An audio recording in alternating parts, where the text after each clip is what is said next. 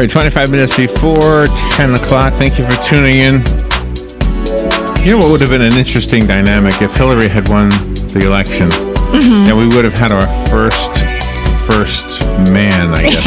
Right? Yeah. I guess. I don't know. Would he have been part of that equation? And in his case, of course, having been a former president, it would have made it a little different. But, you know, the ladies who we have come to know and love as first ladies, I don't know that they necessarily expected what they got out of the deal of falling in love with somebody who became president. But it is certainly part of our country. It's part of the fabric of who we are, and quite often, you know, even in any part of life. I'll just a real quick example. I was thinking about a guy who was when I first met him, he was kind of gruff and very, very verbose. Is that a good word? Just a gruff guy. I liked him, but he was gruff, you know. Mm-hmm. And then later on, I was at an event and I met his wife, and she was sweet, and I said, "Oh, okay." And for some reason, she being sweet made me like him more. Even though he was gruff. He's a gruff guy, right? And I said, he can't be that bad if she's with him, if they're married. Dr. Lauren A. Wright is on the phone. Dr. Wright has contributed to so many different news organizations like Fox News, the Huffington Post. She's been featured in USA Today, U.S. News and World Report, MSNBC. You get the picture. She's on everything, and it's such an honor to have her on our show. She's written a book called On Behalf of the President, Presidential Spouses and White House Communications Strategy Today. Good morning, Dr. Lauren Wright. Good morning, ma'am. How are you? Morning, Larry. How are you? I'm good. And where are you calling from? Where are you? I'm in New York City today, but I'm usually at Princeton, so this is a different kind of day for me. It's a different kind of a day. Let me ask you this. Does the book cover first ladies that go way back to Martha Washington, or is it just the modern first ladies? It's focused on Hillary Clinton, Laura Bush, and Michelle Obama, but it does have a historical chapter that goes back and really argues that since Martha Washington, first ladies have played a strategic communications role. The tough part is we haven't had a way to objectively measure that since the internet came out in the early 90s. So now we can really see how often first ladies speak in public and what they're doing for the administration. Yeah, right. And some of them really step up to the plate. Well, actually, I think all of the three that you named have stepped up to the plate in one way or another. The problem that I see, that I feel bad for, I guess, is maybe a better way to say this, is that people seem to pin them with politics. And they're not necessarily doing anything political in nature, unless they're campaigning for their husbands. Yes, I think it's usually a bad move for people who decide to attack the First Lady or the First Family. And the reason is because their popularity is so much higher than most other surrogates, than the Vice President, than presidents themselves. And so people relate to them, as you were just saying in your introductory remarks, on a personal level. So they are more likable. People approach them differently and not necessarily from a partisan standpoint. So we know, for example, people who evaluate first ladies don't really tend to do so along Republican or Democratic lines. That's not as powerfully linked with what you think of them as it is of high-profile surrogates like the Vice President. How long does it take the First Lady to recognize what you just said? From the day the president is sworn in, it's got to be like a learning curve at the beginning? That's such a great question, because I actually think the White House is finally starting to notice this with Mrs. Trump right now. She has the highest approval ratings, the highest favorability ratings, and really what happens is presidents get into office, and especially this president who really loves being in the spotlight, it's hard for him to give that over to other people, but they realize that, hey, we're having a lot of trouble here. We might want to give ourselves every advantage possible, and I think Mrs. Trump is uniquely situated to do that right now. So I'm watching really closely, and I'm really interested to see what she'll do. Me too. I'm interested too, and I feel bad for her a lot of times, because a lot of times it looks like his ego kind of kind of takes over, and although she's made some speeches, it's almost like, okay, you're done. Go sit down. In fact, there was one incident last week, right, where he said, go sit down. I think we heard it on the open mic, right? Yeah. Yeah. And I'm not making a political commentary. I'm just looking at it as a person looking at a couple and wondering if they get along, that kind of thing. Right. I think, regarding those types of incidents that you're talking about, and there have been a few, what surprises me is that Mrs. Trump is so used to being in public. President Trump is so used to being in public. And so it surprises me when they have these incidents where they're not really paying attention to who's watching and what they might think, because administrations in the past are so targeted and so strategic about every single thing they do in public, and we haven't really seen that from this White House so far. But I think one of the most important roles she can play, particularly regarding this president, and you just touched on it, Larry, is when he makes controversial remarks. For example, at the UN, he all but declared war on North Korea, and at the same time, she was hosting a luncheon for spouses and talking about how to improve children's lives. When he was attacking the NBA on Twitter, she was out with Prince Harry at a sporting event for wounded service members. So where this First Lady, I think, can play an important role is a contrast to the president.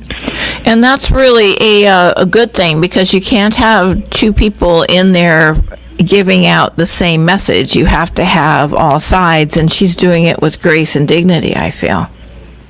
Well, I would push back a little bit against that, because First Ladies in the past, and that's again where this administration is a little bit different, what they've done is they pick a project that positively shapes a controversial policy. And so in that way, past First Ladies have absolutely been on message with the president. But you're right. It depends on the person. It has to appear authentic. And so if this is the role and this is what she can contribute, then absolutely that's what she should do. But what I don't see in this administration is sort of a locked step between the West Wing and the East Wing, and that's very different. Yeah. Is this a revised edition? Do you have Mrs. Trump in the book, or was the book? My notes indicate that the book was released last year before he was elected. Yes, it was. I do have Bill Clinton in the book because I was interested in the gender issue that you brought up at the beginning of the show. And actually what I found is that he played a very similar role to many First Ladies as a messenger on the campaign trail, as someone who could speak to the personal attributes of the candidate. I think she does the same thing. Again, it really depends on her willingness to go out in public. But my research on her shows, and that's been published in the Washington Post, not in the book, that she is absolutely the number one most positive influence on Donald Trump's on perceptions of his character. Not Ivanka Trump, not surrogates like Chris Christie, who are very active in the beginning, right. Mike Pence. It's Melania Trump. You said that you focus on the three of the First Ladies, Clinton, Bush, and Obama, and those three personalities are very, very different. To me, Clinton was more political, Mrs. Bush was more about family, and Michelle Obama was out in the limelight on talk shows as much as she could be. I mean, she was just like everywhere on every talk show, whereas the other two were not. You know what surprises some people is that Laura Bush was actually more publicly active than Hillary Clinton. She went on more shows. She gave more speeches. And I think what that is evidence of is just this steady uptick in the White House's realization that, hey, this is a person who people see very differently than other surrogates. They're not seen as political. They're not really seen as someone who has a professional interest in politics. So we've seen a steady uptick, and that's across party, across First Lady. Despite what people think of their personalities, it's been increasing. You probably have going for you some insight psychologically in this book, is if what it looks like to me. I'm wondering, do we as a country do we look at the First Lady as like a mother figure or like as a queen type of a figure? I know we don't have that in this country. And I guess my question is, whatever we look at the First Lady as, does the rest of the world look at her the same way, or do they hold her in different reverence than we do as Americans? I haven't seen data on worldwide views of the First Lady, but certainly within our country, they are associated with family and motherhood. And part of that reason is, First Ladies try, at least the last three, have tried very hard to define themselves as, again, someone who has a personal relationship to the president, not someone with a vested interest. So they have more time to show us that side, the family life of the president. They have more time to let us into their personal lives. Right. That might be why. But also in our country, partisanship right now is such a driving factor that the number one indicator of what you think of them is still partisanship. However, First Ladies can reach out to Democrats and independents if they're Republicans effectively, and vice versa. So they are very effective at reaching across the aisle. However, if you want the number one predictor, it's still how you vote. There are two First Ladies from one is early in my life and one before my time. Eleanor Roosevelt and Jacqueline Kennedy both seem to be able to have the affection and respect of the country in two different eras of our history. During World War II, obviously, Eleanor Roosevelt was instrumental in playing a role in keeping us kind of together. Maybe in the same way Laura Bush after 9/11. It just seems like it's a role that they're thrown into, that it's almost like they accidentally fall into this role that is essential for us to get through whatever we're going through. Yes, they've definitely served as these sort of comforters in chief, and Jackie Kennedy is actually such an interesting case because people always bring her up to me as sort of a favorite First Lady. Everyone loved her fashion, and everyone loved what a command over languages she's had. The current First Lady is often compared to her, but Jackie Kennedy was really a strategist, and that's what I think she's not given enough credit for, is what you saw her doing in public was absolutely calculated and crafted, and she knew what the public wanted to see her do, and she did it. And a great example is she let Life magazine into her home for a photo shoot, and she dismissed all the maids and the nurses, and she said, I want people to take pictures of me taking care of my kids on my own. She knew Americans could not relate to having a staff like that. Oh, wow. So, I think that most First Ladies, and certainly Jackie Kennedy was one of them, aren't given enough credit for how calculated they are and how much that helps the White House. And that calculation is very first and foremost because the Americans during Jackie Kennedy's time knew that she couldn't take care of all this on her own, but she was so charming and so upfront with everybody that the people that didn't have enough money to afford nurses and nannies for their children, they still looked up to her because she was real. Yes, so I think that that's a key factor is relatability. And First Ladies are relatable because they're not political, first of all. That's number one. Most people can't relate to being president of the United States, but they can relate to being a wife and a mother and having a family, and they can relate to having a partner that's in, a different business or has different interests than you do, but still wanting to support that person. Many people can relate to that. What was it? Was it Mrs. Reagan that did the Just Say No? Who did Just Say No? Yeah, Nancy Reagan. Nancy Reagan. Yeah. Yep. Yeah, and I thought that, I didn't understand why anybody made fun of that. Maybe it's too simple, but at the same time, simple sometimes works. It just seems like a pretty good message to tell people just say no to the things that are going to harm you. Well, I think one thing is it was a popular initiative at the time, and what worked about it was that it was Mrs. Reagan's idea, and it was absolutely authentic. She came up with that on a visit to an elementary school, so that was her idea. So things that are authentic usually work better, but from a policy standpoint, this was actually a really effective frame for the Anti-Drug Abuse Act that was signed in the same year her campaign was launched. If you recall, the Reagan administration had some of the strictest drug enforcement policies that we had seen, certainly since Nixon declared the war on drugs. And so her going out to schools and kind of serving as a more compassionate face to that legislation that was being shaped at the time, I think was a really good strategy. And at least when the analysts are analyzing the first ladies, they're just trying to take them as their own person, relatable to the family. I mean, Clinton and Obama, they both, the two first ladies, they're attorneys, they had these degrees. Laura Bush was more into family and school and children, and the analysts didn't choose Michelle Obama or Hillary Clinton and make them higher than Laura Bush because they had degrees like that. That's such a great point.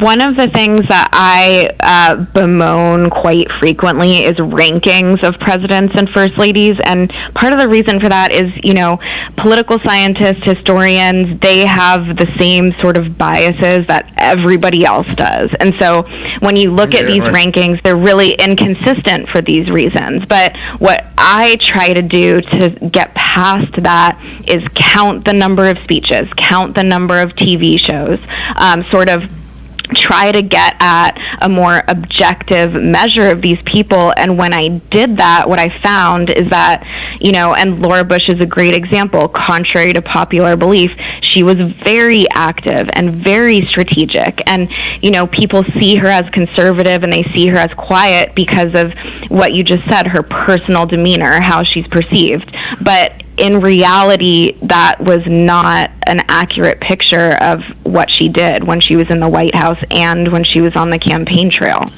The book is called On Behalf of the President. It's written by our guest, Dr. Lauren A. Wright, and it is Presidential Spouses and White House Communication Strategy Today. So it's basically the three first ladies prior to Melania being first lady, right? Am I right about that? I think right? Yes. That's right? Yes. Okay. I wanted to ask you, does the book include moments, and I don't even know if we would have this information, because we always picture the first lady and the president sitting down for dinner, discussing the topics of the day, and he being influenced by her feelings about it, whatever it is. That's how I always picture. I always picture, Barack Obama sitting down with Michelle, and they're eating, and he's talking about something, and she goes, this is how I feel about it. Do we have any information where they disagreed with their husbands, and did that disagreement change his mind about things?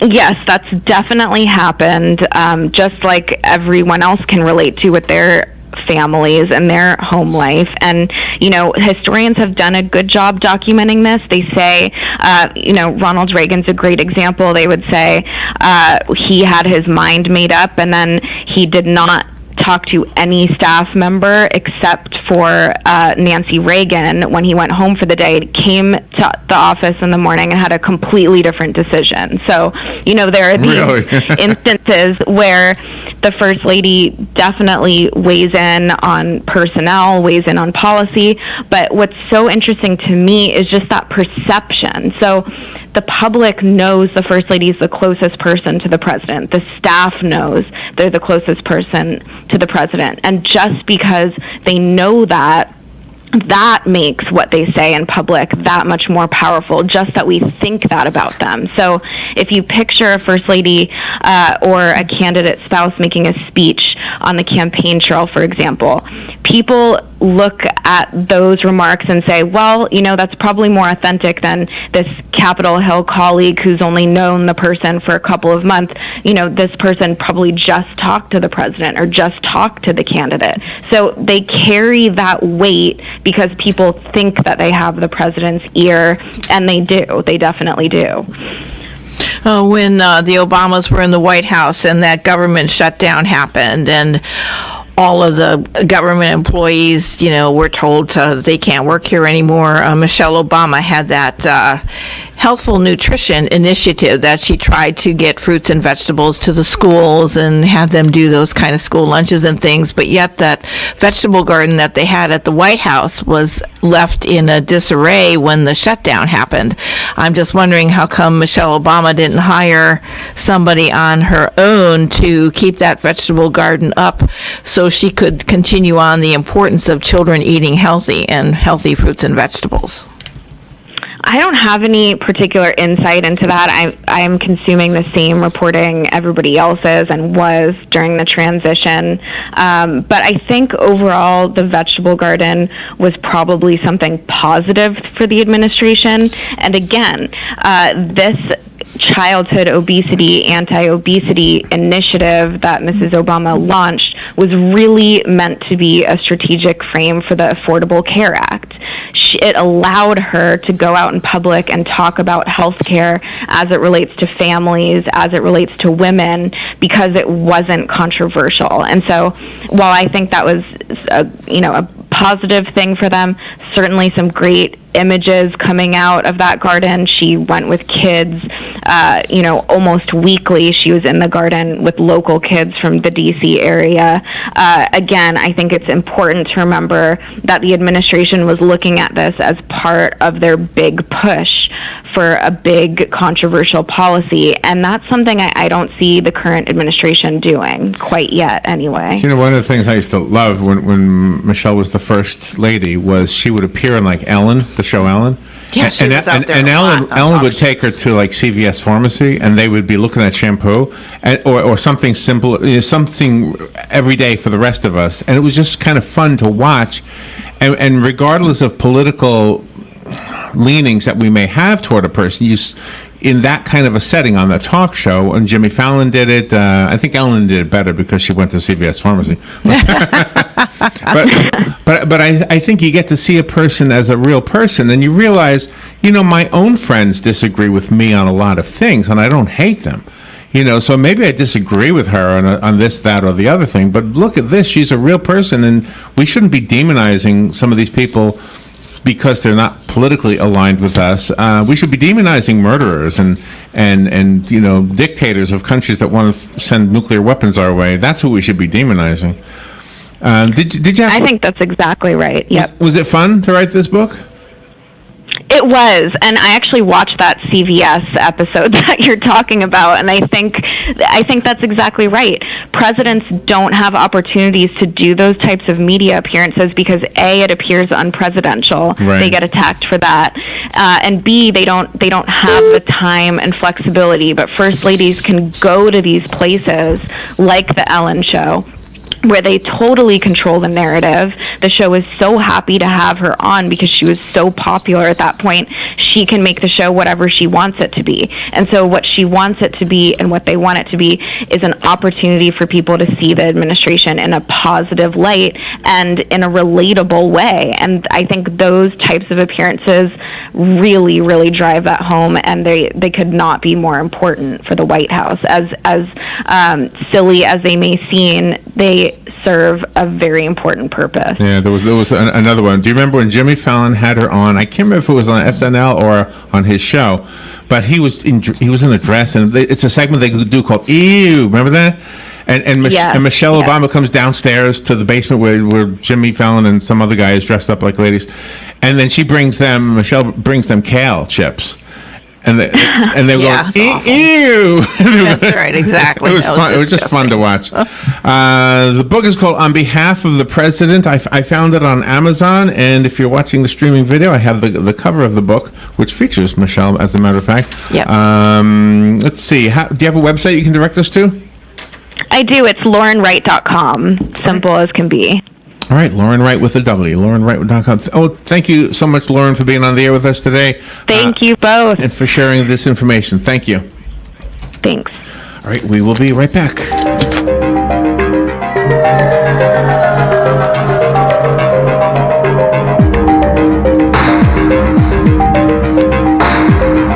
Broadcasting from the Paddock Mall Studios, this is WOCA, Ocala, Gainesville, The Villages, 1370 AM, 96.3 FM, The Source. Fox News Radio, I'm Chris Foster.